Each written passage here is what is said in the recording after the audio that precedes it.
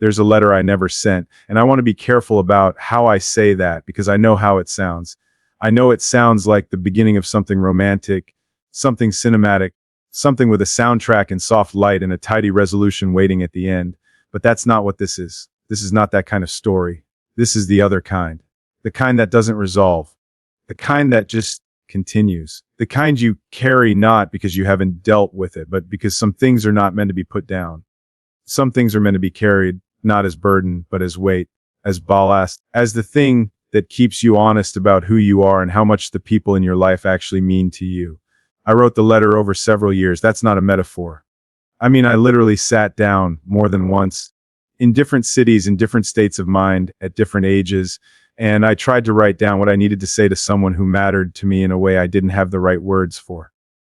And every time I tried, something happened. The words came out too small, or they came out too large, too dramatic, too much like a performance of feeling rather than actual feeling. Or I get halfway through and realize I was writing what I thought I was supposed to say rather than what I actually needed to say. And I'd stop and I'd fold the paper or close the document and I'd walk away and I'd tell myself I'd come back to it when I was clear, when I was ready, when I'd figured out the right way to say it. And then time kept doing what time does, and she never got the letter. Pauses, jaw tightens slightly, and I'm standing here today because I've decided that the worst thing, the absolute worst thing, would be to keep holding this in a drawer of my interior life and never let it breathe. Never let it become something real in the world. Because the moment you speak a thing out loud, you honor it. You give it weight. You say, this happened, this mattered. This person existed in my life in a way that changed the shape of me, and that deserves to be acknowledged, not for an audience, not for applause, not for any reason other than the simple human need to say the true thing out loud in the world and let the world receive it. So today out loud in front of all of you, because there's something about witnesses that makes the truth more true. I'm saying it, and I think a lot of you know exactly what I'm talking about. I think if I asked this room right now, asked every single person here to close their eyes and think of the letter they never sent, the call they never made, the words they kept meaning to say, the thing they rehearsed 100 times and still somehow never delivered, every hand in this room would go up. Because this is the most universal human experience there is. We love people. We mean to tell them, and then we don't. And then time moves in the direction it always moves, and the window closes, and we are left holding words that were meant for someone who never received them. And I want to talk about that today.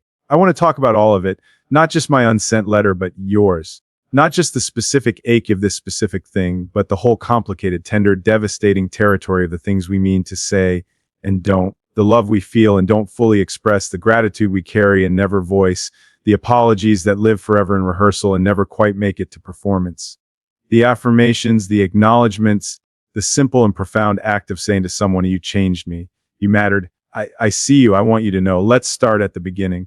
Or my beginning, which is the only one I know well enough to speak from. She came into my life the way the most important things tend to come, not announced, not dramatic, not with any signal that I should pay particular attention because this one was going to matter. She arrived in the ordinary way of ordinary days, and something in me recognized her immediately, the way you sometimes recognize a song you've never heard before, like some part of you already knew it, existed, and had been waiting for your ears to catch up. And I want to be precise about what I mean when I say she mattered. I don't mean she was perfect.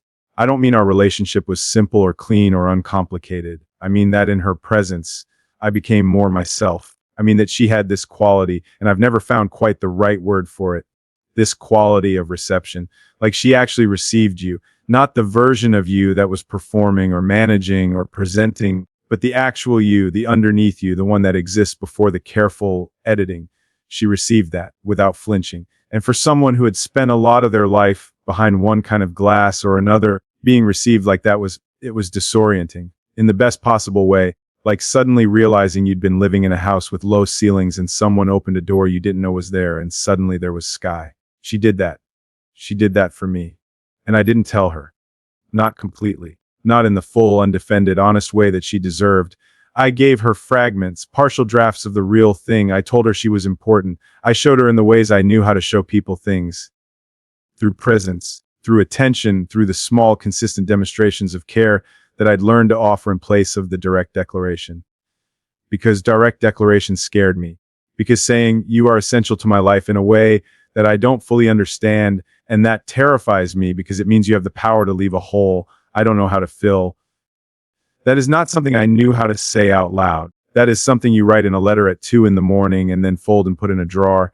And that's what I did, and she never got it. I've been thinking about why. Not to assign blame, not to myself, not to circumstance, but because I think understanding this why is the only way to break the pattern. And the pattern is worth breaking. The pattern of holding back the true thing, the full thing, the vulnerable thing, that pattern costs us more than we know. It costs the people who love us. It costs the relationships that could have been deeper if we'd been braver.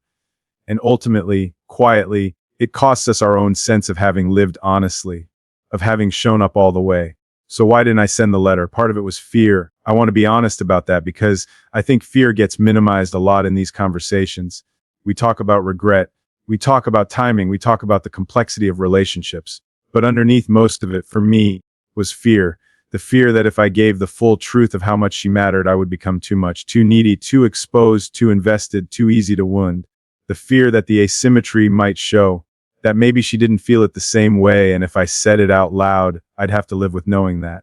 And knowing was scarier than not knowing, because as long as I didn't say it, I could maintain this careful, functional uncertainty that protected me from the specific pain of a specific answer. That is not bravery, I know that. I knew it then, on some level. But knowing the cowardly thing is cowardly doesn't make it easy to do the brave thing instead.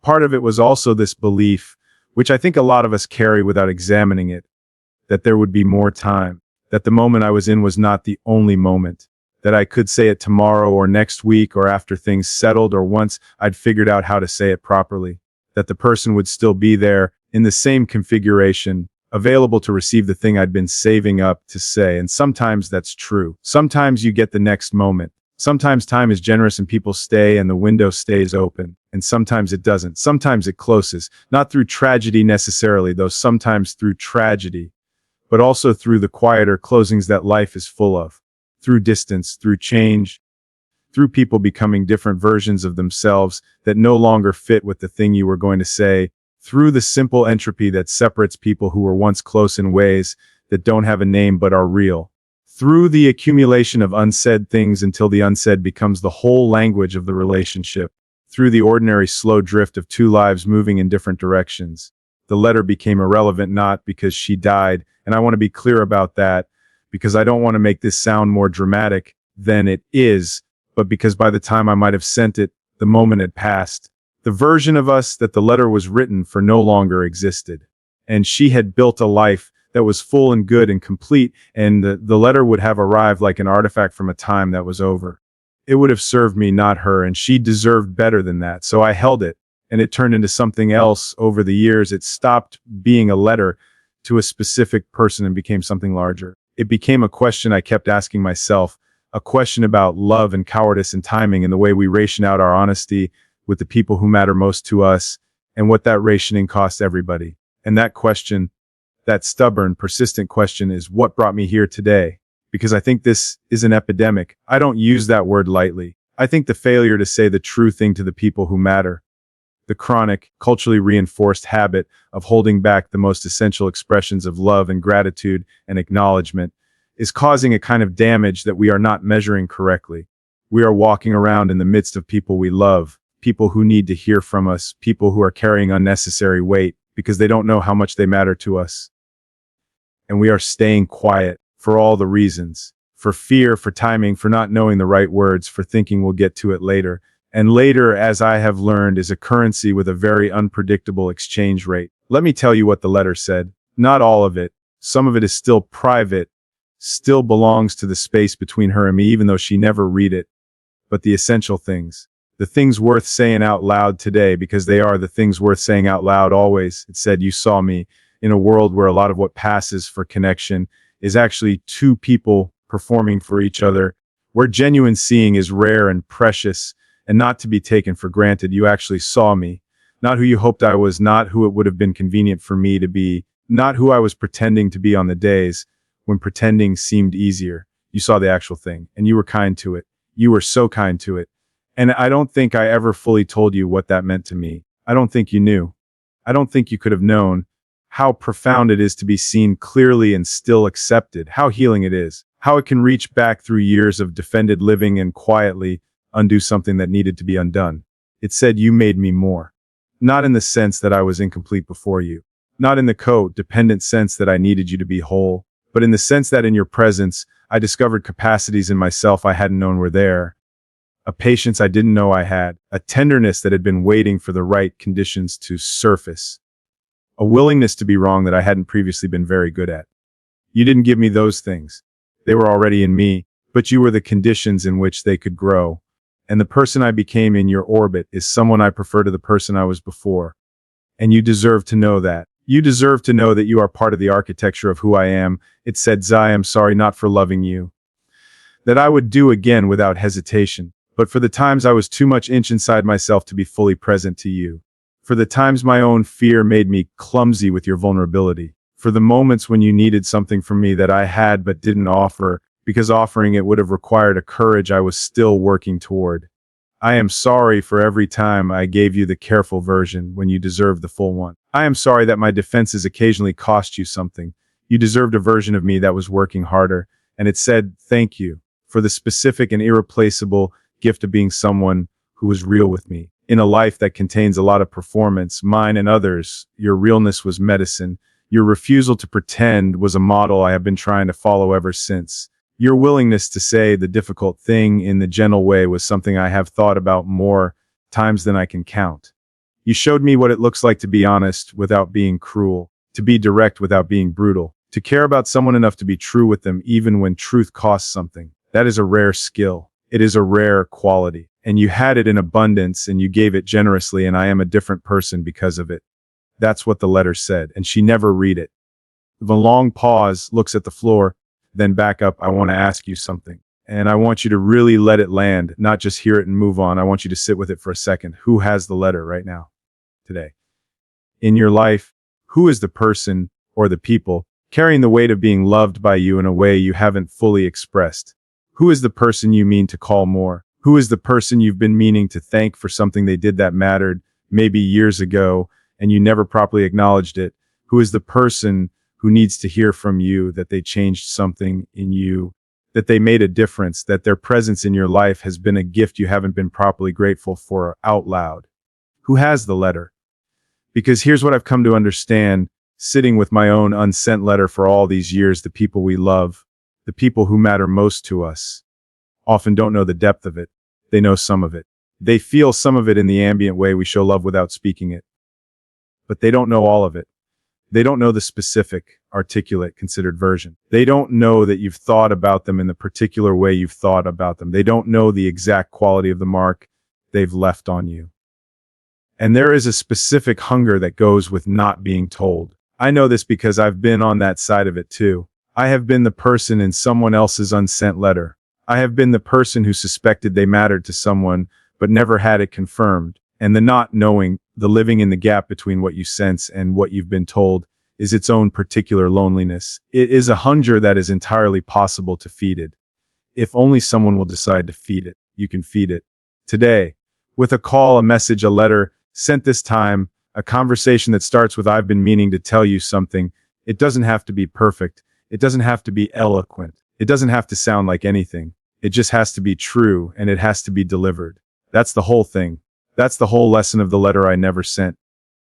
The words don't have to be perfect. They just have to arrive. I want to talk about the relationship between love and language, because I think it's where a lot of us get stuck. We think that if we can't say the thing well, we shouldn't say it at all. We hold our expressions of love and gratitude to a standard of eloquence that they can't possibly meet, and we use that impossible standard as a reason to stay quiet. We tell ourselves we're waiting until we find the right words. But the right words are not the point. The right words are not what the other person needs. What the other person needs is to know that they are in your thoughts, in your heart, in the considered interior space where only the things that truly matter to you live. And you can communicate that imperfectly, and it will still be the most important thing they've heard. Think about the things that have stayed with you, the words from other people that you still carry. I would be willing to bet that none of them were perfectly crafted. I would be willing to bet that most of them were simple, direct, maybe even clumsy, maybe delivered at an unexpected moment in an unremarkable place. But they were real, and realness travels, realness lands. Realness stays with a person long after the perfectly managed performance has faded. The thing that matters is not the polish. It is the intention. It is the choice to say the true thing. It is the willingness to be vulnerable enough to let someone know what they mean to you, knowing that vulnerability exposes you, knowing that you can't control how they receive it, knowing that the saying of it will change something between you, and choosing to say it anyway. That choice, that decision to prioritize honest expression over comfortable protection, is an act of love in itself. Before a word has even been spoken, the decision to say it is already love. Let me tell you about something I've noticed sitting with this for a long time. The people who love without saying it, who carry their love quietly and privately and never quite deliver the whole of it. They tend to believe that the love itself is enough, that the other person can feel it without being told, that showing up, being present, carrying an action is sufficient. And I want to honor that belief because it comes from a real place. Actions are real. Presence is real. Care demonstrated through behavior is absolutely a language of love. But here's the thing. Words are also a language of love, and they do something that actions can't quite do. They name the thing. They make it specific. They say, not just that I am here, but why I am here. Not just that I stayed, but what it is about you that made staying the only thing I wanted to do. They take the general warmth of caring and sharpen it into something precise, something that the other person can hold in their hands, something that says, I have thought about you specifically, not just loved you generally. And this particular observation, this specific gratitude, this exact acknowledgement is for you and only you. No one can feel that without being told. You have to tell them. I also want to talk about the fear of being too much, because I think it's at the root of a lot of unsent letters. This fear, and I know it intimately, that expressing the full depth of what you feel will be received as overwhelming, as heavy, as more than the other person wants or is equipped to handle, that your love, fully expressed, will drive away the very person you're trying to reach. And I understand where this comes from. I understand it has roots, often deep, old roots, in experiences that taught us that our need, our feeling, our full presence was too intense for certain people, that we were too much. And we took that lesson and we built our expression of love around avoiding it. We made ourselves smaller, we rationed ourselves out, we gave in careful portions so as not to overwhelm. But here's what I want to offer you instead of that story. The right person, the people who are right for you, are not frightened by your full love. The people who are meant to be in your life, who are built to receive what you have to give, are not overwhelmed by the depth of your feeling. They are reached by it. They are moved by it. They feel upon receiving it, not burdened but met. Finally, actually met, because they have been carrying their own rationed out version of love, their own unsent letters, their own held back full expressions. And when someone speaks the whole thing, when someone is brave enough to deliver the real depth of it, it is not too much, it is relief. The right people receive you fully, and you deserve to find out who the right people are by being fully you. You cannot know if someone can hold your full love if you only ever give them the careful version. You have to show up whole, even if it's terrifying. Maybe especially if it's terrifying. There's a particular category of unsent letter I want to spend some time on, because I think it's the one that causes the most quiet damage over time. It's the letter to the person who hurt you, not the letter of romantic feeling, not the letter of gratitude. The letter that says what you did mattered. It left a mark. I have been carrying the shape of it for longer than I want to admit, and I need you to know that, not for an apology, not for a reckoning, but because the truth of it deserves to exist somewhere outside of my own interior.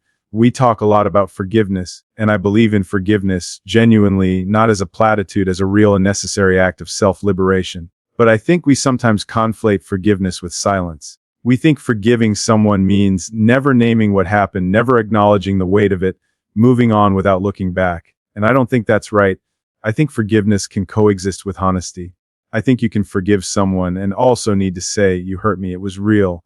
I'm not holding it over you, but it happened and I want to name it because naming it is part of how I let it go. At the unsent letter to the person who hurt you, the letter that speaks the truth of what happened, that gives real language to the wound, that is written not in anger, but in the clear-eyed honesty of someone who has processed enough to be steady. That letter is healing whether it's sent or not. The act of writing it, the act of giving shape to the shapeless thing that has been living in your chest, the act of looking directly at the hurt and finding words for it is itself a kind of surgery, a necessary, cathartic healing surgery. And sometimes you send it, and sometimes the sending creates the possibility of something being repaired, and sometimes it doesn't. And sometimes the sending isn't the point. The writing is the witnessing of your own pain, the validation of your own experience, the refusal to minimize what was done to you. All of that is worth something. All of that is worth doing. And then there is the other letter, the one to yourself, the one you've also never sent, the one that would say is, I see what you've been doing. I see how hard you've been working. I see the ways you've been unkind to yourself. The critical voice, the impossible standards, the comparison, the constant sense of not enough. And I see you carrying all of it without complaining. I see you showing up even on the days when showing up required everything you had. I see the specific, quiet courage of an ordinary life lived with as much intention as you can manage. Read that letter. The one from you to you. I think it might be the most important one. Because the pattern I'm describing, the holding back, the rationing, the failure to deliver the full honest expression of what matters, most of us do that to ourselves first. Most of us have a harsher, more withholding relationship with our own interior selves than we would ever allow ourselves to have with anyone we love. We offer other people grace, and we offer ourselves a ledger. We forgive other people freely, and we keep meticulous track of our own failures. We speak kindly to other people, and we say things to ourselves in the dark that we would be horrified to say to anyone else. And this internal unkindness is not neutral. It does not stay contained. It leaks out into everything, into how available we are to love, into how much we trust our own perceptions, into whether we believe we deserve the full expression of love from other people. If somewhere inside you is a voice that says you are not quite enough, not quite worthy, not quite deserving of the full thing, that voice will shape what you allow yourself to receive. It will make you shrink from the very things that could heal you. The letter to yourself says enough. Enough of the ledger. Enough of the harsh accounting. Enough of holding yourself to the standard you would never hold anyone else to. You are doing your best. Your best is enough. You are enough. Not eventually, not when you fix the list of things you think need fixing now, as you are, with the mess and the contradictions and the unresolved things and the imperfect choices and the complicated feelings. You are enough right now to write that letter. You don't have to send it. Just write it. Just let some part of you say it to some other part of you. Because you need to hear it. And you are the only one who can say it in a way that reaches all the way in. I want to come back to her for a moment. To the person who didn't get the letter. I think about what it would mean if she somehow heard these words today. If this speech reached her somehow across whatever distance currently exists between us. And I want to be clear about what I hope she would take from it. Not a reopening. Not an attempt to reclaim something that was its own thing in its own time. Just the simple, clean delivery of the truth. That she mattered. That she changed something. That I carry her influence in the person I've become. And that is a gift I am grateful for every day, even though I'm bad at saying so. I hope she knows without these words. I hope people know these things on some frequency that words don't access. I hope there's some transmission between people who have genuinely loved each other that persists beyond the formal expressions. I like to think there is. I like to think that the love we don't say fully still travels somehow, that it reaches people in the way that feelings sometimes reach you without a clear origin. This sudden warmth in the middle of an ordinary moment, this sense of being thought of, this quiet arrival of feeling less alone. But I also know that this is partly wishful thinking, that it is more reliable, more honest, more loving to use the words, to close the distance between what I feel and what I express, to do the uncomfortable work of finding language for the essential things, and then having the courage to deliver that language to the people it belongs to. That is the work. That is the practice. That is the thing the unsent letter keeps trying to teach me, and that I am still learning, and that I will probably keep learning for the rest of my life. Because it doesn't end. The lesson doesn't arrive in full one day and then you've got it and you're done. It arrives in fragments, in reminders, in the small moments when you catch yourself holding back and you have to decide whether you're going to hold back again or do something different this time. And sometimes you do something different. And sometimes you don't.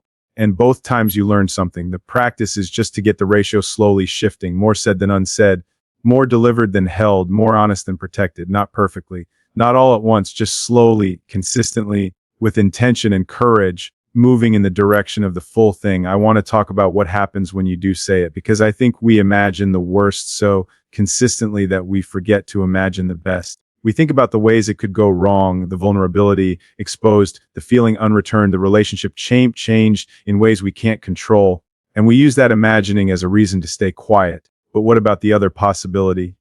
What about the version where you say the true thing and it lands? Where it reaches someone in a moment they needed it? where it changes the shape of a relationship into something more real, more mutual, more honest, where it frees both of you from the performance of being fine when you're not, from the performance of not caring as much as you do. What about the conversation that becomes possible after you've said the true thing?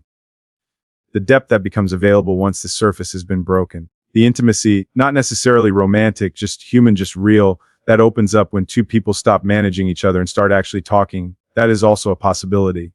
That is, in my experience, a more common outcome than the feared one. Because most people, most real, adult, complicated people, respond to honesty with honesty. When you give someone the real thing, they tend to give it back.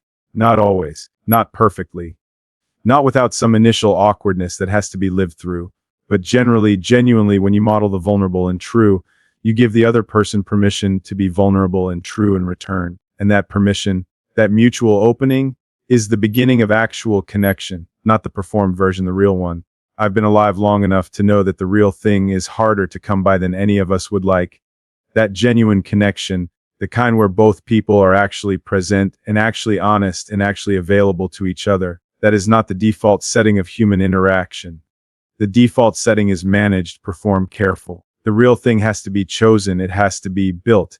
And it is built slowly through the accumulation of true things said out loud, through unsent letters that get sent, through the courage repeated over time of saying, here is what I actually think, here is what I actually feel, here is what you actually mean to me. Every one of those moments is a brick, and enough bricks eventually make a house, and a house is something you can live in, something that keeps out the cold, something that holds you. We're coming toward the end of this, and I feel the weight of it in a way that I want to honor rather than rush through, because this is not a speech that ends cleanly. This is not a speech with a bow. This is a speech that ends the way most honest things end, not with resolution, but with an orientation, a direction, a decision about what to do next.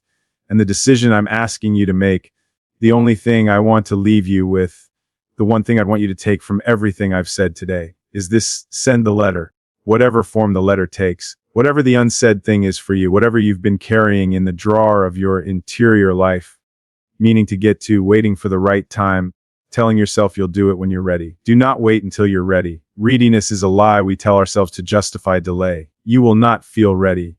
You will feel afraid and exposed and uncertain, and those feelings will not resolve before you do it. Those feelings will only resolve by doing it. So do it afraid. Do it imperfectly. Do it in the wrong words if those are the words you have. Do it by text if a phone call is too much. Do it in a letter that isn't literary, that doesn't flow, that says, I'm not good at this, but I need you to know, and then just says the thing. Do it today if you can. This week if you can't do it today. But make it soon. Make it before time has moved in the direction it always moves and the window has quietly, irreversibly closed. Because the version of you that sent the letter is someone you will be able to look at. The version of you that kept meaning to. That version is haunted. I know. I have been that version. I know what it costs. I know the quiet accumulation of the weight of the thing you didn't say. And I would not wish that weight on anyone if there is another option. There is another option. Say it. Say the true thing. Say the whole thing. As much of it as you can find words for to the person who needs to hear it while there is still time to hear it. Not because it guarantees anything. Not because it will necessarily be received the way you want it to be received. But because love, fully expressed, is its own complete act. It doesn't need an answer to be meaningful. It doesn't need to be returned and kind of been worth saying. The saying of it is what matters. The decision to be honest about what another person means to you is an act of love in itself, separate from whatever comes after. Do it because it is the right way to love someone. Do it because it is the right way to be alive. Do it because there is a person somewhere in your life who is walking around not knowing what they mean to you. And that is information they deserve to have, and you are the only one who can give it to them. And do it for the version of yourself that is going to look back on this life someday and ask you, did I say it? Did I give the full thing to the people who deserved it? Did I live with my whole chest? Did I love out loud? I want you to be able to say yes, not perfectly, not always. None of us manage always, but enough more than the default, more than the managed version, more than the careful, rationed, protected performance of caring. I want you to love out loud. I want you to send the letter. She never got mine. I have to live with that, and I do live with it. And most days it simply sits in me as a reminder rather than a wound. A reminder that the next one gets said, that the next true thing gets said, that the people in my life right now, the ones who matter, The ones who have changed the shape of me, the ones whose presence I am grateful for in ways I haven't fully expressed. They are going to hear it from me, imperfectly, clumsily, in the wrong words on the right days, and maybe the right words on unexpected ones. But they are going to hear it, because she didn't. And because the silence taught me something that nothing else could have. Takes a long, slow breath, looks out at the room, eyes steady and warm. I don't know your specific letter. I don't know who it's for or what it says or how long you've been carrying it or what it would cost you to deliver it. But I know it exists, and I know you know it exists, and I know because I've been inside the weight of the unsaid thing that you are ready to put it down. Not to forget it, not to abandon the feeling behind it, but to transform it from something held in private into something given, something real, something that exists in the world between you and the person it belongs to, rather than only in the vault of your own interior. Give it to them, please, give it to them. That's all. That's the whole speech. That's the letter I've been rewriting for years, finally said out loud, finally in the world, finally somewhere other than a drawer. A pauses, nods once very quietly, thank you for being the room I could finally say it in. I stand still for a long moment before stepping back,